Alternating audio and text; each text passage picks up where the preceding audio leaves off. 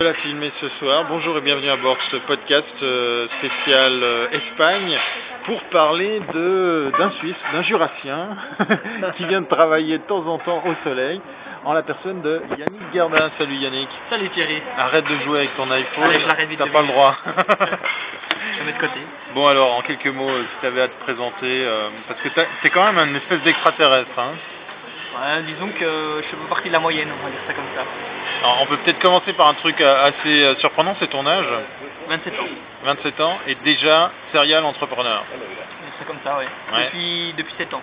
D'accord. C'est ma 7e année d'activité indépendante. Donc tu as commencé avec un pari un peu gonflé, tu as fini tes études et hop, tu t'es lancé dans l'indépendance, c'est ça? Alors non, en fait j'ai encore eu juste une expérience professionnelle entre temps, c'est-à-dire que je suis parti travailler pour une start-up américaine à Zurich pendant presque 2 ans. De un pour partir en anglais, pour le suisse allemand, parce qu'en fait comme on était à Zurich, le suisse allemand est important également. Je vous confirme que pour les deux langues en question, il assure. Hein. Merci. et voilà, donc je suis parti sur un coup de tête. Suite à un malentendu avec la direction sur un projet sur lequel j'avais travaillé. Et puis bon, je me suis dit que j'avais certainement des compétences pour développer des projets intéressants. Il suffisait de voir si je pouvais encore les vendre. Ce qui est souvent un pari risqué, on va dire. Bon, je t'ai vu à l'œuvre dans l'avion, même pas installé, que tu étais déjà en train de vendre quelque chose, ou en tout cas essayer de le faire. Si toi tu devais te vendre justement, pour mettre en avant quelque chose, ce que tu sais faire, tes acquis ou ta spécialité, qu'est-ce que ça serait? Au niveau d'entreprise ou au niveau de ma personne? Les deux. Bon, au niveau de ma personne, je pense que je suis quelqu'un de très spontané et j'arrive très rapidement à cerner ce que le client souhaite avoir, voire même aller au-delà de ses demandes. J'arrive déjà avec des solutions à des choses dont il imagine déjà plus ou moins, on va dire, les grandes lignes, et moi j'arrive à lui proposer des solutions clés, et il nous dit en général, voilà, c'est ça qu'on veut, c'est parfait, vous avez compris nos attentes. Au niveau de l'entreprise, ce qu'on fait, c'est très simple, hein, on fait très peu de choses, on fait du web, et puis on fait surtout du CMS, donc la système de gestion de contenu. On a développé notre propre outil depuis 7 ans qui s'appelle icube.net. Actuellement, on a à peu près 1100 sites qui tournent, donc quelques très jolies références. On a les radios de l'art jurassien, on a Handicap International, on a le site web, on a le shop de la TSR. Donc on a pas mal de ressources et de projets intéressants. On a également pas mal de projets grâce à notre client espagnol, donc European Université. Je fais un petit coup de pub. Et à côté de ça, effectivement, on travaille pas mal sur ce qui est Web 2. Donc social website, on travaille pas mal sur ce filon. Ouais. Donc on essaie en fait d'expliquer un petit peu aux clients, pas venir seulement avec une techno, mais venir avec un know-how, avec une explication de comment fonctionne ce nouveau marché, ces nouveaux médias.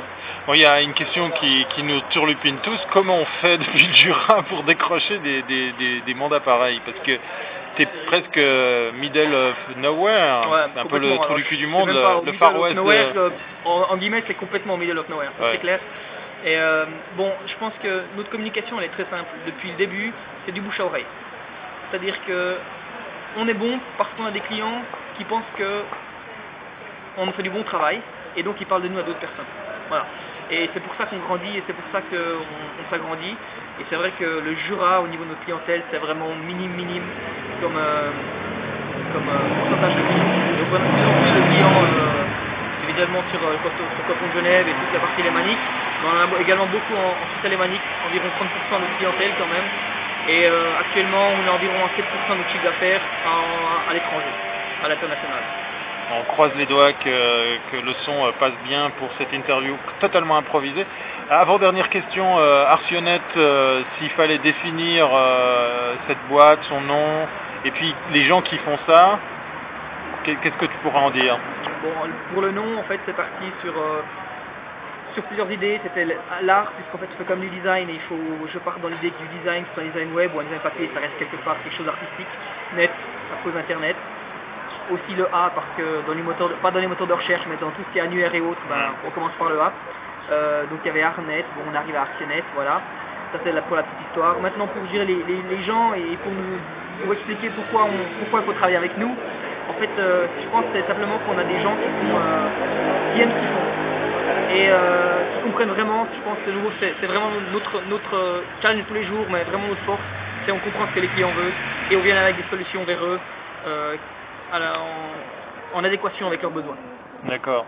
Dernière question, l'actu, les futures choses que tu pourras annoncer, est-ce que tu peux déjà nous en parler un petit peu? Bon, je suis sur en fait un autre projet d'une nouvelle entreprise. C'est un projet donc Web 2, hein, comme beaucoup de sites sociaux. Alors je ne veux pas encore trop en parler au niveau, au niveau du concept. Vous pouvez déjà vous inscrire en ligne sur www.owaz.it, donc OASIT.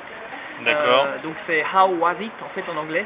De quoi s'inscrire à une bêta, c'est ça? Voilà, exactement. Vous avez accès à une version bêta. On aura les 500 premiers inscrits qui pourront le tester à partir de 3e semaine de juin, au plus tard 4e semaine. On va vraiment faire un truc, on veut bien la policher, qu'elle tourne déjà bien, même en version bêta, pour avoir un maximum de feedback c'est cool, c'est tout de suite là alors. Ouais, c'est comme Sony était, on travaille jour et nuit là-dessus. Bah écoute, merci beaucoup Yannick, puis à bientôt si c'est pas avant. Merci à toi Thierry. Bonne soirée.